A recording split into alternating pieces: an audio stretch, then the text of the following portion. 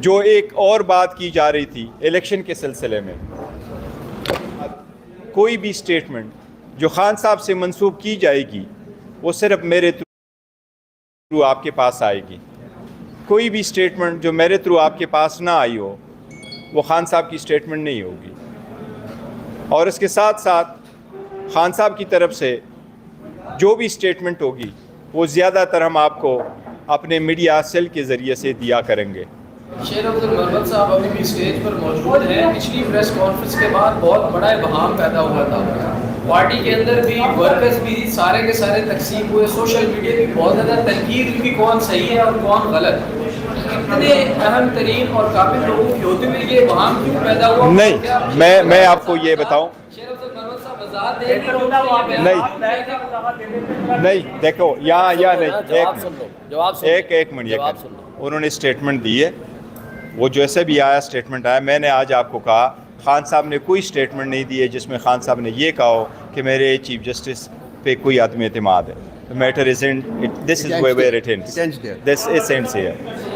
नहीं कोई कंफ्यूजन, देखो वो आज भी है, लेकिन नहीं ये सिर्फ सर जवाब सुने, सवाल करें और जवाब सुने प्लीज। एक मिनट ठहरो ना, मैं क्वेश्चन ले लेता हूँ। No not a second question please, आप बात करो। मरवत एक मिनट, आप जवाब सुने ना, सवाल करें जवाब सुने। देखिए बिल्कुल कोई ना इत्तेफाकी नहीं है। आज मैं बेटा इसलिए हूँ ताकि आपको मैंने वेलकम भी इसलिए किया। अगर देखिए एक मिनट में नहीं आपको करेंगे तो मैं कॉल ऑफ कर रहा हूँ प्रेस कॉन्फ्रेंस प्लीज। ये चीज से मशीन कर दे कि हमारी पार्टी के मौजूदा हेड के यार एक मिनट के लिए करो ना, एक मिनट के लिए कर दे यार जयमत साहब के यार। आपको एक मिनट मुझे दे देना, हर बार एक मिनट मुझे वो दे देना। एक मिनट याद सुनो ना ज़रा, एक मिनट सुनो, एक मिनट सुनो। हम यहाँ से रेगुलेट करते हैं ना। मैंने क्वेश्चंस कर लिए, आंसर ले लिया, मैंने उसको वेलकम किया, बताया भी था, वो आपके सामने आए भी गए। खान साहब से रिलेटेड स्टेटमेंट थी, मैंने आपको पार्टी पॉलिसी ऑर्डर अनाउंस कर लिया, दैट्स एंड्स द मैटर। वो जो करना चाह रहे हैं वो यही आपको बावर करा। एक क्वेश्चंस की मैं वो दे देता हूँ, देखिए एक मिनट सुनिए, वो यही मैं पहले भी कहा था, कोई इख्तिलाफ नहीं है न हम पार्टी में न खान साहब की statement related, that's it, one question. Call of जी एक मिनट, जी बस सर नहीं, एक मिनट ठहरो उधर, एक मिनट ठहरो, एक मिनट सहनो सर, एक मिनट, नहीं प्लीज देखो मैं आपको एक चीज़ बताता हूँ। नहीं, मेरे पास ये बैठे थे, वो नहीं आए थे। पंजोता साहब भी दूर जाके बैठे, यहाँ सीटें नहीं थी और हमारे बंदे खड़े थे 10 वोट ये हमारे पास थे। अगर पीछे स्पेस होती तो मैं सबको कहता कि पीछे करो। लास्ट टाइम भी आपने देखा हमने ये सीट कॉल ऑफ आपकी बताइएगा कि लेवल प्लेइंग फील्ड का जो आपके कागजात थे किस हद तक गवर्नमेंट और सिक्योरिटी खर्चात जो है काफी है। देखो लेवल प्लेइंग फील्ड हमारे तहफ़्फ़ुज़ात अभी भी है, और इसमें हमने जो कल परसों मंडे वाले दिन केस लगा हुआ उसमें आज हमने CMA भी फाइल की है। इसमें पूरा डिटेल हमने डॉक्यूमेंट भी किया सुप्रीम कोर्ट के साथ कि ये इलेक्शन प्रोसेस में हमारे साथ क्या कुछ होता रहा है, वो हम इसको सारा डॉक्यूमेंट कर चुके हैं, वो इसमें मौजूद है। सुप्रीम कोर्ट उस पर फैसला करेगी और हम मुतमईन नहीं है लेवल प्लेइंग फील्ड से। बस हो गया, वो नहीं बोलना चाह रहे। चेयरमैन साहब मेरे चेयरमैन है, क्लियर, ये मेरे लीडर है, कोई इख्तिलाफ नहीं है इसमें। बस हो गया ना, वो बस सुने सही, कोई इख्तिलाफ नहीं है। मैंने सुने यार, मुझे जवाब, मैंने जो स्टेटमेंट दिया था उसके बाद चेयरमैन साहब का जो स्टेटमेंट है इसको प्रेसिडेंट हासिल है, इसको पॉलिसी बयान तस्वुर होगा।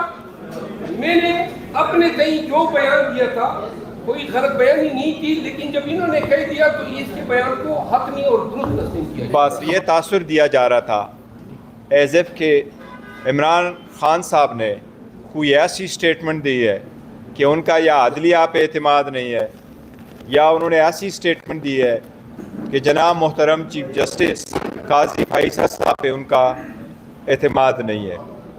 इसकी वजह से सोशल मीडिया पे और दूसरे भी मीडिया पे कुछ शकूक कुछ शुबहात का इजहार किया गया। आज खान साहब से मेरी मुलाकात हुई थी। पहली मेरी मुलाकात तो खान साहब के साथ हाई कोर्ट के मुताबिक ऑर्डर के मुताबिक कंसल्टेशन के प्रोसेस से रिलेटेड हुई थी टिकटों के, और उसके साथ कोर्ट में भी मुलाकात हुई थी। जब कोर्ट में मेरी मुलाकात हुई थी उस मौके पे शेख शाहीन साहब भी मौजूद थे, उमर नियाजी साहब भी मौजूद थे, बाकी वकला साहिबान भी मौजूद थे।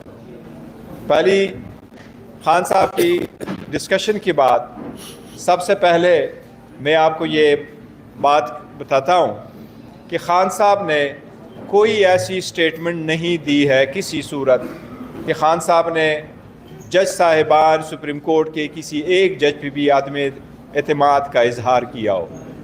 बशमूल चीफ जस्टिस खान साहब पूरे अदलिया पे एतमाद करते हैं, और खान साहब ने किसी सूरत ये नहीं कहा कि मेरे केस में वो ना सुने। हम अदलिया से उम्मीद रखते हैं कि हमारे सारे केसेस कानून और इंसाफ के तकाज़ों को मद्देनज़र रखते हुए पूरे किए जाएंगे।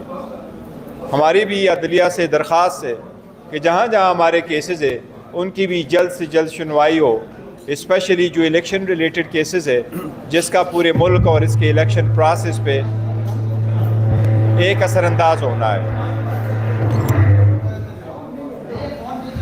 साथ ही साथ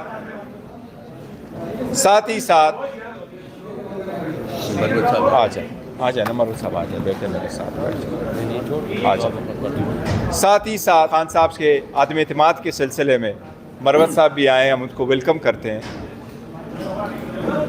खान साहब के आदम एतमाद के सिलसिले में कि खान साहब ने कोई ऐसी स्टेटमेंट नहीं दी कि मैंने अदलिया पे आदम एतमाद किया है किसी भी तरह, और चीफ जस्टिस पे आदम एतमाद है।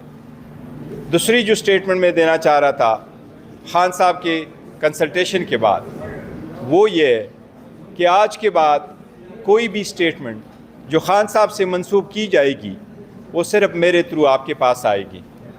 कोई भी स्टेटमेंट जो मेरे थ्रू आपके पास ना आई हो वो खान साहब की स्टेटमेंट नहीं होगी। और इसके साथ साथ जो इलेक्शन के सिलसिले में बात की गई है और एक रिजोल्यूशन पास करने की कोशिश की गई, आदो कोरम था या नहीं था, पर रिजोल्यूशन में ये हिजान पैदा की गई, अब हम आ रहा है कि क्या इलेक्शन 8 फरवरी को होंगे या नहीं। इस रिजोल्यूशन की कोई आईनी कानूनी हैसियत नहीं है। किसी मेंबर की, सेनेटर की अपनी ज़ाती हैसियत में रिजोल्यूशन पास करवाना, इसकी कोई आईनी कानूनी हैसियत नहीं है। सुप्रीम कोर्ट पहले भी कह चुकी है कि इलेक्शन वक्त पे होंगे, 8 फरवरी को होंगे।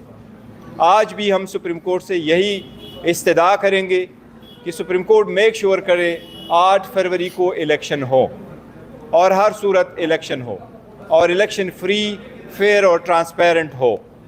इस free, fair and transparent election में कोई भी रुकावट आए, ये हम सुप्रीम कोर्ट से इस्तदा करेंगे कि सुप्रीम कोर्ट उसको ख़त्म कर ले और लेवल प्लेइंग फील्ड प्रोवाइड कर ले।